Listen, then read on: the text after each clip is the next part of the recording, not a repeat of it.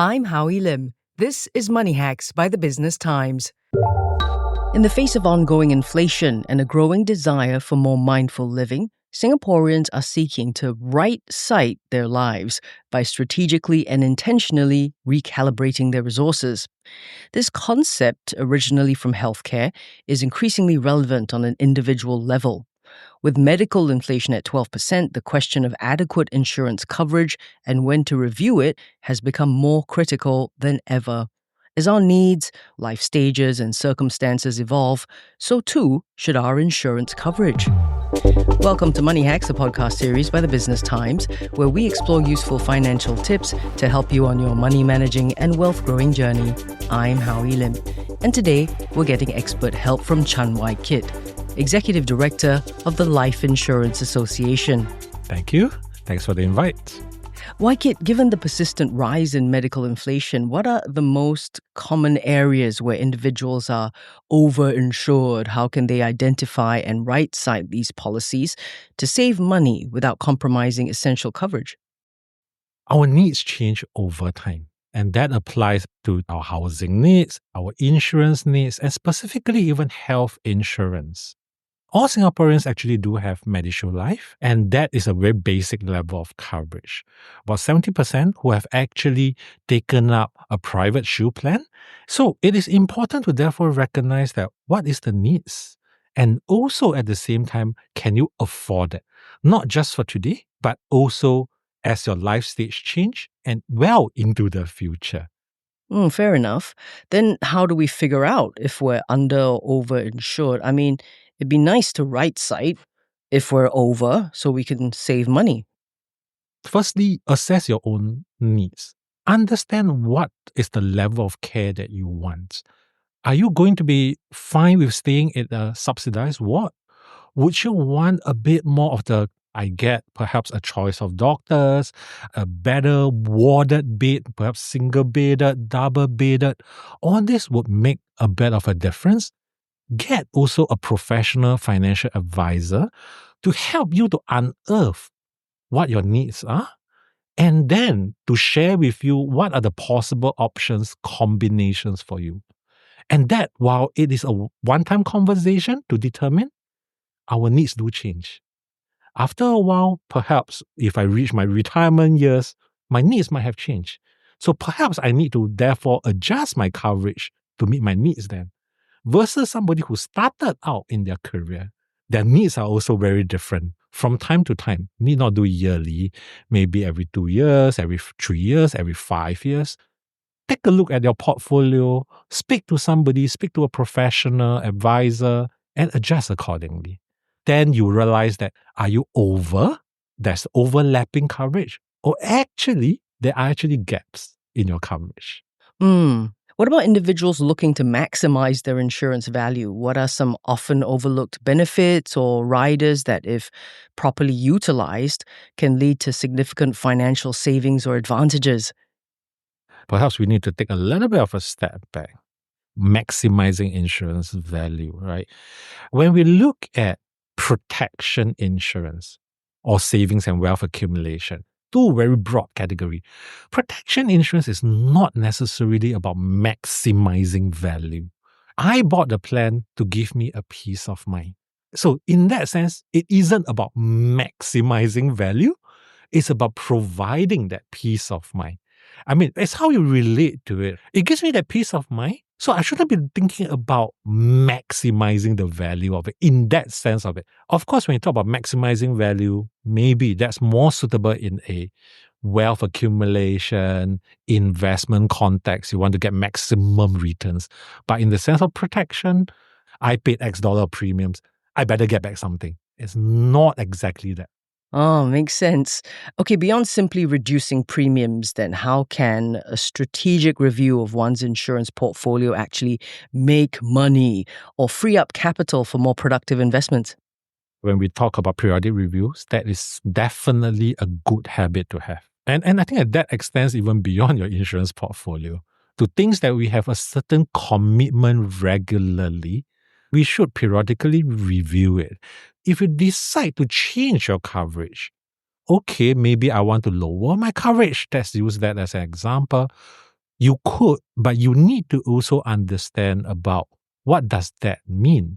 Because when I reduce my coverage, it might mean that in future, if the unfortunate things happen, my options might be a bit more limited. It all comes as a balance. It might free up definitely some premiums and some regular contributions. But what does that mean? One needs to be clearly aware and go in with essentially eyes wide open. In this particular case, I think we're talking about underinsurance. A gap exists, right? When that has already been identified, the first thing is, where is that gap? Is that gap in your mortality coverage? Is that gap in my critical illness? What if I fell critically ill? Then, with a financial advisor, what are the options available out there in the market? Then, do I buy, let's say, a term insurance plan, which is covering just very simply if I die? Or could I buy a life coverage with a savings component? I might need to pay more for that matter, but that's something that perhaps I'm willing to contribute regularly to build up my savings at the same time providing for protection. There are a lot of different permutations. In Singapore, we probably have quite a wide range of instruments that can help to put that jigsaw puzzle together and build that financial portfolio to be more complete and plug the gaps. Still to come, can this actually happen? Right sighting to save money. And let's find out how we can go about finding out for ourselves with tech tools if we're over or underinsured. More with Chan Wai Kit from LIA in a moment. Lens on Singapore is now bigger and better. The same deep dive exploration of socioeconomic and geopolitical issues which impact our lives here in Singapore and the region is now a video podcast. If watching a conversation is your thing, join Clarissa Montero in monthly conversations about things that matter. Subscribe to the BT Lens On playlist in the podcast tab of the Business Times YouTube channel and start watching today. BT Lens On Singapore, now available in audio and video. And now, back to Money Hacks from the Business Times. Welcome back. You know how they say youth is wasted on the young? And I bring this up because Gen Z is reportedly less aware of insurance products. So what are 2 or 3 maybe core simplified insurance concepts or products that offer the highest financial leverage or protection for young people? Because they're just starting their financial journey, right? We all understand that the Gen Zs, they probably have limited financial capability. Their salaries are there. There are so many needs, so many things that they want to save towards. So the budget might be a little bit limited. What are some of the things that they should be looking at as perhaps their first policy, protection area that they should be looking at? To me, hospitalization insurance is definitely one of it. Is MediShield Life enough?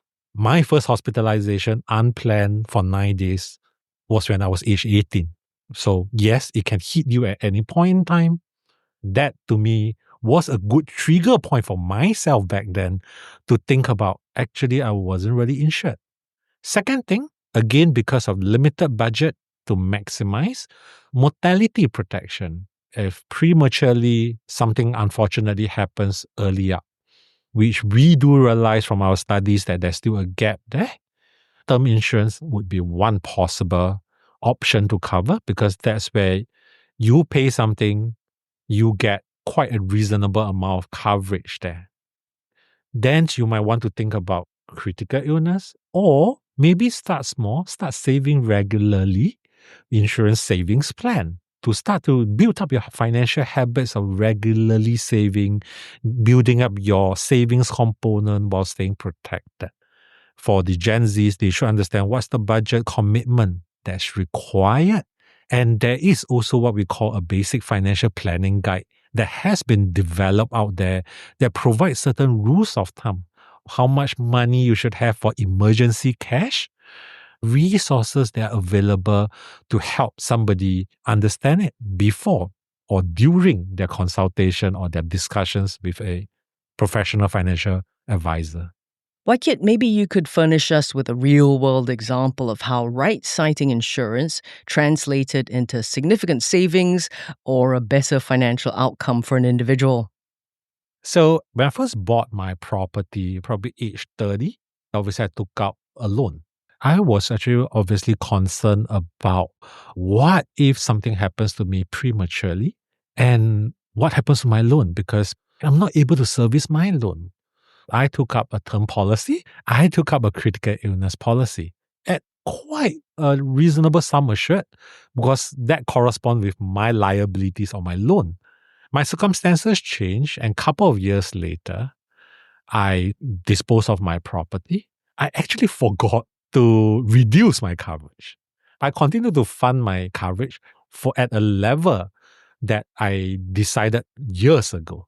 After doing that for perhaps 2 to 3 years, I suddenly one day kind of woke up, do I really need that level of coverage? Perhaps I don't need that level of coverage given that my liabilities have changed because of my actions. I took the decision to lower my coverage and therefore have some savings. Then what do I do next? I decided I had hit a stage whereby I actually realized I had a gap. What happens in my later years? Savings for my future. So I actually used that savings. I put it into a savings policy that is intended to save for a number of years and give me a certain payout at a later stage of life.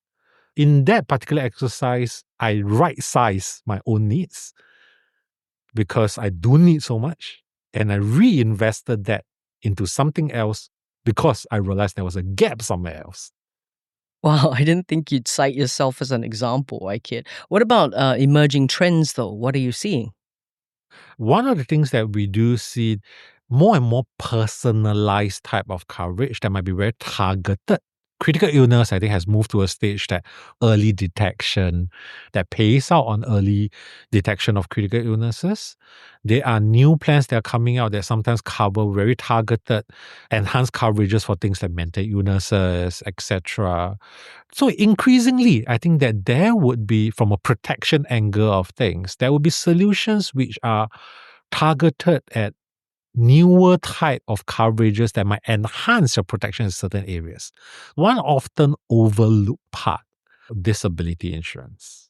It's not something that people talk about very often. And in fact, in Singapore, we are thankful. I think the government has certain policies, certain insurance, things like CareShield, etc., which are CareShield supplements, which helps to protect against what we call activities of daily living. If you're unable to perform that, it gives you a stream of income over a period of time. Is that enough for you? That might provide a level of care, a level of protection, and to each the circumstances differ. That might be sufficient for somebody, that might not be for a high-paying professional who would feel a very drastic change in their income if something hits them, which is why we say circumstances do differ. If you want to be protected, it does come at a cost. Are you willing? Should you pay for it? Are you able to sustain it? Things like that needs to be taken into consideration. Say we want to figure it out for ourselves today. Are there tools, technological tools we can use? Because I think for some, it's a big deal to talk to a professional and maybe they want all the information before they do that. A couple of tools that are out there. I think the first resource that we should be looking at was something that the industry, together with MAS, together with ABS, the Bank Association, and all, we came up with what we call Basic Financial Planning Guide. There are certain rules of thumb there for different life stages. So I think one can always take reference of that as a simple health check yourself. Right? Am I coverage enough? Am I protected enough? CPF has actually enhanced their website to come with what we call CPF plan. That you're able to use that tool to actually look at your medical coverages, your future projected premiums that you are paying for the care or for the medical protection that you have. So I think that gives you also a little bit of understanding about your current protection level, your future protection level, your protection cost projected to be. On LIA, we do have a protection gap calculator that's on our website as well. A little bit of DIY, a little bit of self-reading. We always encourage that at some point in time, do consult someone professional and disclose to them your unique circumstances. so that they could really help you to plan ahead. My circumstances would not be the same as yours or someone else that we all know, our friends around us. And that's important because that level of personalization, you probably need a conversation to go through that. Thank you for being so candid, Wai Kit, and for spending time with us today. Thank you. I'm Howie Lim, and this has been Money Hacks by the Business Times. This is a podcast by the Business Times. Find more BT podcasts at businesstimes.com.sg/podcasts or wherever you get your podcasts. This podcast is meant to provide general information only. SPH Media accepts no liability for loss arising from any reliance on the podcast or use of third parties' products and services. Please consult professional advisors for independent advice.